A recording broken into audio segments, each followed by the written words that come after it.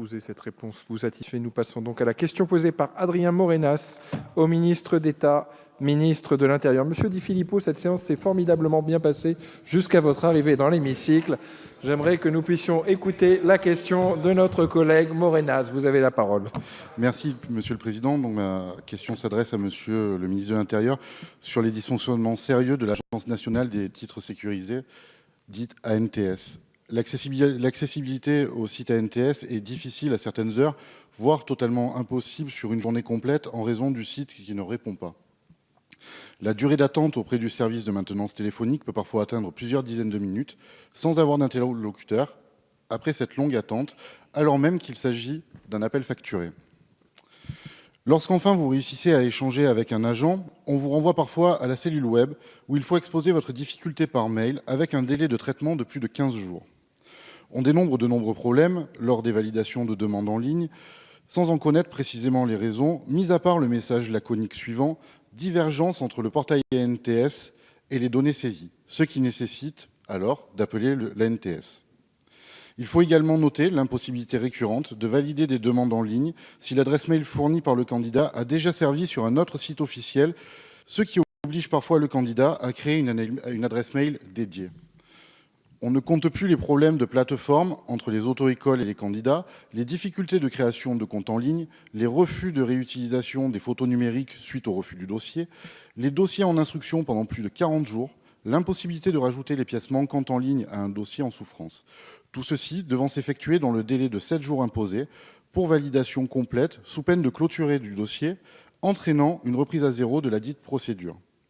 Je souhaite donc savoir quelle action le ministre de l'Intérieur compte mettre en place afin de pallier au plus vite à l'ensemble des dysfonctionnements qui perturbent de manière sérieuse notre service public, tout en entravant la mobilité d'un grand nombre de nos concitoyens. Je vous remercie. Merci beaucoup, Monsieur Morenas. La parole est à Christophe Castaner, secrétaire d'État auprès du Premier ministre en charge des relations avec le Parlement. Merci, Monsieur le Président, Mesdames, Messieurs les députés, Monsieur le député Morenas.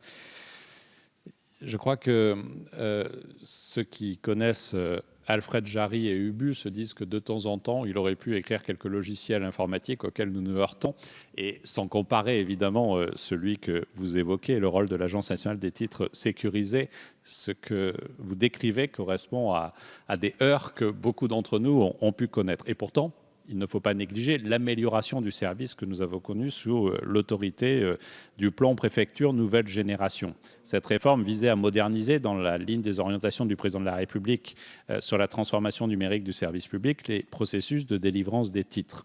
Parce qu'il est évident qu'il est quand même plus simple pour nos concitoyens de pouvoir désormais effectuer leur demande de titre par voie numérique de chez eux, plutôt que d'aller dans les sites ouverts, qui étaient en nombre assez limité dans nos départements. Le Vaucluse le sait bien, et donc il est important qu'on puisse améliorer le service. Plus de 2 millions d'opérations sur les cartes grises ont été effectuées et plus d'1 million d'inscriptions à l'examen et de délivrance du permis de conduire ont été obtenues depuis 5 mois après une demande par Internet. Donc oui, nous avons une amélioration du système. Et pourtant, ce que vous dites est totalement exact. Parce que, et on le sait, pour tout nouveau système d'information de grande ampleur, des difficultés techniques peuvent apparaître et sont apparues dans le sujet dont vous parlez.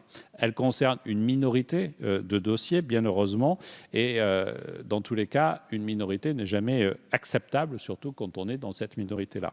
Leurs résolutions sont d'ores et déjà largement avancées et mobilisent pleinement les équipes du ministère de l'Intérieur. Les lenteurs de connexion au site de la NTS que vous évoquez, que l'on a pu constater au début de la réforme, sont en nette amélioration et devraient encore progresser avec la mise en place d'un site plus ergonomique. Les dysfonctionnements techniques ont également été constatés dans les téléprocédures de transmission des demandes, et vous en avez évoqué quelques-unes de ces difficultés. Évidemment, il faut le faire. Parce que même si des correctifs ont rapidement été apportés, personne ici ne peut sérieusement mésestimer, pour les professionnels comme pour les usagers, les conséquences qui résultent de ces dysfonctionnements-là. Et donc, il est essentiel que nous puissions lutter au maximum contre les conséquences, c'est-à-dire l'allongement des délais d'obtention de ces documents. Vous avez évoqué également, monsieur le député, la difficulté pour certains usagers d'obtenir des informations ou de parvenir à finaliser leur demande. Là encore, c'est une difficulté qu'il nous faut lever. Le centre de contact citoyen de la NTS permet de répondre par téléphone ou par courriel aux questions de de l'usager via des lignes dédiées.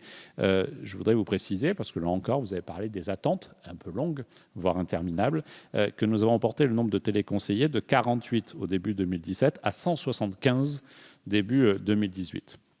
Et pour ceux qui ne disposent pas de possibilité d'utiliser Internet depuis leur domicile, il y a des Français qui sont en rupture de technologie et qui n'ont pas cela, faute de matériel ou de possibilités de connexion. 305 points numériques ont été installés dans les préfectures et dans les sous-préfectures pour pallier à cela. Voilà, monsieur le député, ce que je voulais vous apporter comme réponse. L'ensemble des mesures traduit l'engagement fort du gouvernement à garantir un service de qualité sur l'ensemble du territoire national. Et les exigences que vous portez dans votre question sont bien évidemment légitimes et partagées par le gouvernement. Merci beaucoup, monsieur le ministre. Monsieur Morenas, vous souhaitez ajouter un mot très bref? Juste pour dire que je prends bonne note de toutes les améliorations qui ont été apportées par le ministère et que je continuerai à rester vigilant sur ce sujet. Je vous remercie. Merci.